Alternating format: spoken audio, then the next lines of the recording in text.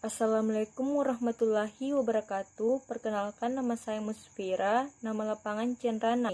Pengertian mountaineering. Mountaineering atau biasa disebut dengan mendaki gunung. Mendaki gunung merupakan aktivitas yang keras, penuh petualangan, dan kegiatan ini membutuhkan keterampilan, kecerdasan, kekuatan, dan daya juang yang tinggi. Bahaya dan tantangan seakan hendak mengungguli merupakan daya tarik dari kegiatan ini. Pada hakikatnya, bahaya dan tantangan tersebut adalah untuk menguji kemampuan diri dan untuk bisa menyatu dengan alam. Keberhasilan Anda dalam suatu pendakian yang sukar berarti keunggulan terhadap rasa takut dan kemenangan Anda terhadap perjuangan melawan diri sendiri. Pada dasarnya, pendaki harus memiliki motivasi yang jelas, terarah, dan tidak merugikan diri sendiri. Jenis perjalanan atau pendakian. Mountaineering dalam arti luas adalah suatu perjalanan yang meliputi mulai dari hill walking sampai pada ekspedisi pendakian ke puncak-puncak yang lebih tinggi dan sulit dengan memakan waktu yang lama, berhari-hari bahkan berbulan-bulan. Menurut kegiatan dan jenis medan yang dihadapi, mountaineering dapat dibagi menjadi 3 antara lain. 1. Hill walking. Perjalanan mendaki bukit-bukit yang relatif landai dan tidak atau belum membutuhkan peralatan untuk pengaman jalur lintasan, biasanya tali dipasang. 2. Scrambling. Pendakian pada permukaan yang tidak terlalu terjal, namun tangan digunakan untuk keseimbangan. Namun pada bagi pemula, sebaiknya dipasang tali untuk pengaman jalur lintasan dan mempermudah perjalanan. 3. Climbing. Kegiatan pendakian ini membutuhkan teknik pemanjatan dan penguasaan peralatan teknis. Climbing terbagi menjadi 2 bagian, yaitu rock climbing, pendakian yang dilakukan pada pemanjatan tebing batu yang cukup terjal. 2. Snow dan ice climbing, pendakian pada dinding yang permukaannya tertutup salju dan es. Dalam hal ini, peralatan khusus sangat dibutuhkan, seperti exhaust, crampon, X-screw, dan sebagainya. Sistem pendakian. 1. Pendakian sistem adalah sistem pendakian yang dipergunakan untuk perjalanan pendakian panjang, memakan waktu berminggu-minggu. Sistem ini berkembang pada pendakian ke puncak-puncak pegunungan Himalaya. Kerjasama kelompok dalam sistem ini terbagi dalam beberapa tempat peristirahatan. Walaupun hanya satu anggota tim yang berhasil mencapai puncak, pendakian ini dapat dikatakan berhasil. 2. Alpine System adalah sistem pendakian yang berkembang di pegunungan Alpine, pada khususnya dengan tujuan agar semua pendaki mencapai puncak bersama-sama. Sistem ini lebih cepat karena pendaki tidak perlu kembali ke base camp karena perjalanan dilakukan secara bersama-sama dengan terus maju membuka fly camp. 3. Manajemen perjalanan. Dalam pendakian, Anda harus memiliki manajemen perjalanan.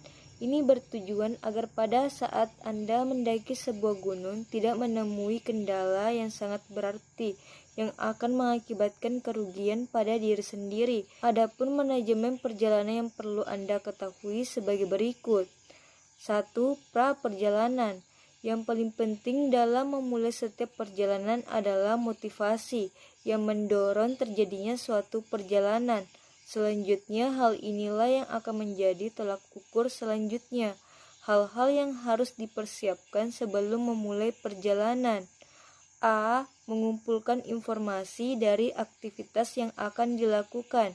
Informasi tersebut antara lain adalah menentukan tujuan kegiatan dan jenis medan, menentukan lokasi dan lamanya waktu perjalanan. Data tentang daerah tersebut bisa didapat dari yang sudah pernah ke tempat tersebut sebelumnya atau dari peta daerah tersebut. Akses menuju lokasi. B. Mempersiapkan diri sendiri dan tim yang akan melakukan perjalanan yang meliputi latihan fisik untuk meningkatkan ketahanan dan kekuatan tubuh dalam menghadapi kondisi dan cuaca alam yang liar. Sadari kemampuan fisik dalam perjalanan, menentukan dan mengumpulkan logistik yang mencakup perjalanan peralatan pribadi, tim dan khusus, serta perbekalan makanan untuk seluruh personil dan cadangannya. Pada perjalanan yang berat dalam satu hari, setiap orang membutuhkan asupan makanan 5.000 kali dan 2 liter air. Selanjutnya, tim MET. Hanya dengan komunikasi yang baik dan mengenal lebih dalam tentang teman-teman seperjalanan, kita dapat mengetahui hal-hal khusus dari personil tim, misalnya penyakit khusus, kebiasaan yang menyimpan, dan lain-lain dari rekan kita. C. Penjadwalan kegiatan yang mencakup, antara lain, membuat tim schedule. Yang dimaksud di sini adalah penjadwalan kegiatan terhitung sejak dimulainya perencanaan, persiapan, hingga pengakhiran perjalanan. Membuat rencana operasional perjalanan, termasuk menentukan titik start camp dan titik finish. D. Evaluasi dari persiapan yang telah dilakukan. 2. Teknis perjalanan. Yang paling penting saat pendakian adalah melakukan aklimatisasi, yaitu menyesuaikan tubuh dengan kondisi di ketinggian yang memiliki cuaca, tekanan udara, dan suhu yang berbeda dari biasanya. Pertama, pengaturan perjalanan. Misalnya pembagian tim yang dibagi dalam kelompok kecil berikut logistiknya dan timnya perjalanan agar sesuai dengan yang telah direncanakan sebelumnya. 2. Teknik berjalan saat pendakian terbagi menjadi 3. 1. Saat menanjak. Jalan seperti biasanya dan jangan mengangkat kaki terlalu tinggi dari lintasan dengan irama tetap. Untuk mempermudah aklimatisasi, dapat dilakukan dengan cara menyamakan irama, langkah, dan nafas kita. 2. Saat istirahat. Jika hanya sementara, jangan duduk santai. Ketika kita istirahat besar, usahakan agar posisi kaki lebih tinggi dari kepala agar darah dapat mengalir kembali ke otak. 3. Saat turun. Jangan gunakan tumit sebagai. 3. Evaluasi pergerakan sehari-hari, misalnya tentang kesesuaian perjalanan dengan rope, kondisi tim perbekalan. 4. Kondisi darurat.